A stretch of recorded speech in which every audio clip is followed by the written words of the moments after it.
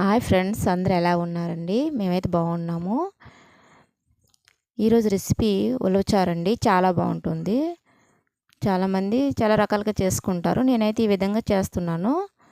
ముందుగా ఉలవల్ని మిల్లికిచ్చి ఉలవపప్పు చేసుకున్నామండి. ఇలా పప్పులా చేసుకున్నాం ఉలవల్ని. చూడండి, కొంతమంది ఉలవలు డైరెక్ట్గా ఉడకబెట్టి మిక్సీ పట్టుకొని ఉలవచారు చేసుకుంటారు. నేనైతే ఈ విధంగా చేస్తున్నాను. ముందుగా కుక్కర్ తీసుకొని అందులో 2 కప్పులు ఉలవపప్పు వేసానండి. వేసుకొని కొద్దిగా వాటర్ వేసుకున్నాను. వేసుకొని ఒక 5 విజిల్ వచ్చేలా చేసుకున్నానండి. తర్వాత కుక్కర్ కొంచెం చల్లారాక చూద్దామండి ఉలవపప్పు అనేది ఉడికిందో లేదో మనం ఒకసారి చూసుకుందాం.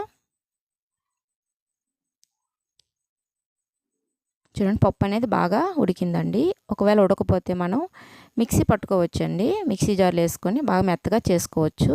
ఈ పప్పు అయితే బాగా ఉడికిపోయిందండి. మనకు సరిపోతుంది ఈ మెత్తగా ఉంటే. దీన్ని మెత్తగా చేసుకుందామండి. బాగా పప్పు గుత్తితో కానీ గట్టితో కానీ మెత్తగా చేసుకుందాము. ఈ వీడియో చివరి వరకు చూడండి. నచ్చితే లైక్ చేయండి, షేర్ చేయండి, సబ్స్క్రైబ్ చేయండి ఫ్రెండ్స్. మరిన్ని వీడియోల కోసం మా ఛానల్ని సబ్స్క్రైబ్ చేసుకోండి. ఈ విధంగా మెత్తగా చేసుకుందామండి. ముందుగా మనం చింతపండు నానబెట్టుకొని చింతపండు పులుసు అనేది మనం తీసుకోవాలండి. చూడండి, ఆ పులుసు అనేది ఆ పప్పులో వేసుకుందాము. మీకు ఎంత అయితే పులుపు సరిపోతుందో అంత తీసుకోండి మీరు.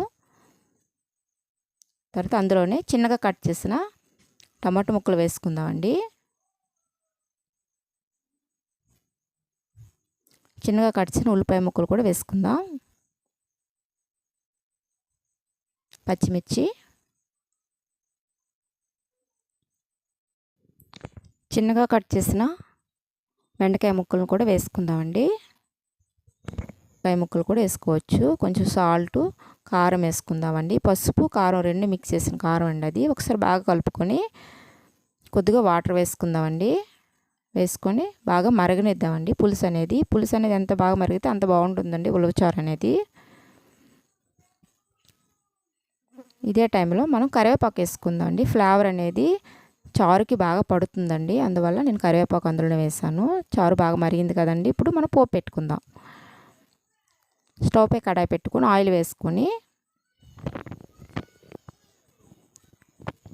జీలకర్ర, ఆవాలు, తెల్లలు కూడా వేసుకుందామండి.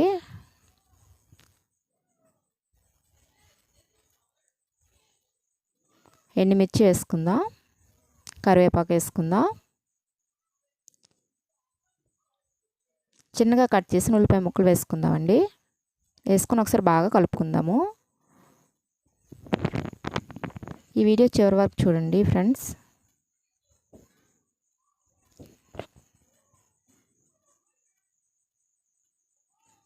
ఇంతవరకు మా ఛానల్ సబ్స్క్రైబ్ చేసుకున్న వాళ్ళకి చాలా థ్యాంక్ యూ అండి. ఇదే టైంలో కొంచెం ఇంగి వేసుకుందామండి. టేస్ట్ బాగుంటుంది. వేసుకొని ఒకసారి బాగా కలుపుదాం. పోపు అనేది బాగా వేగింది కదండి. ఈ పోపుని మనం ఇప్పుడు చారులో వేసుకుందామండి.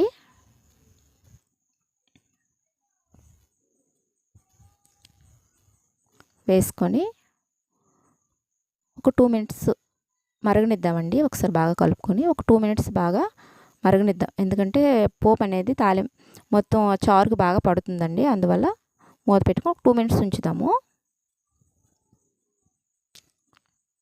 2 మినిట్స్ తర్వాత చూడండి, అంతేనండి, ఉలవచారు రెడీ. చాలా బాగుంటుంది. మీరు కూడా ట్రై చేయండి. చాలా సింపుల్గా చేసుకోవచ్చండి. అంతేనండి. ఈ వీడియో చివరి వరకు చూసిన వాళ్ళకి చాలా థ్యాంక్ యూ అండి. Thank you so much.